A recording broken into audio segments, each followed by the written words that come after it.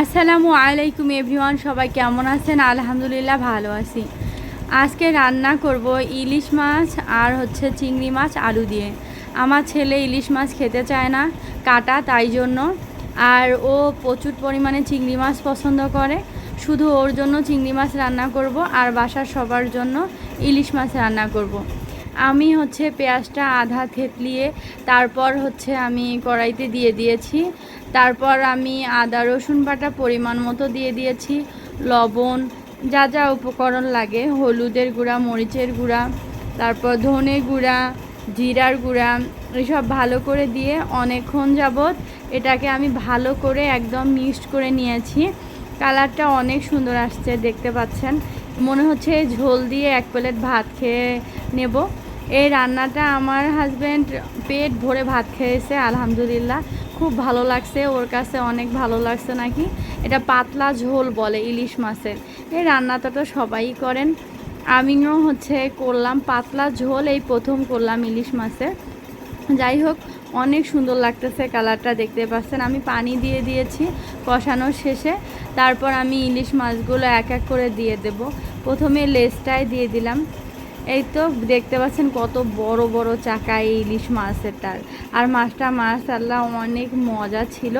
অনেক দিন যাবৎ খাইতে ইচ্ছা করতেছিল। মনের মতন মাছটা পাইছি, রান্না করছি, আর একদম ইচ্ছা মতন সবাই খাইছি। আর এই তো এর ফাঁকে আমি চা খেয়ে নিলাম একটু। আর এদিকে মাছ দেওয়া শেষ হয়েছে কড়াইয়ের মধ্যে। এই তো আমি এখন আলতোভাবে এটাকে নেড়ে নেব। মাছ রান্না তখনই সার্থক হয় যখন এক পিস মাছও ভেঙে না যায়।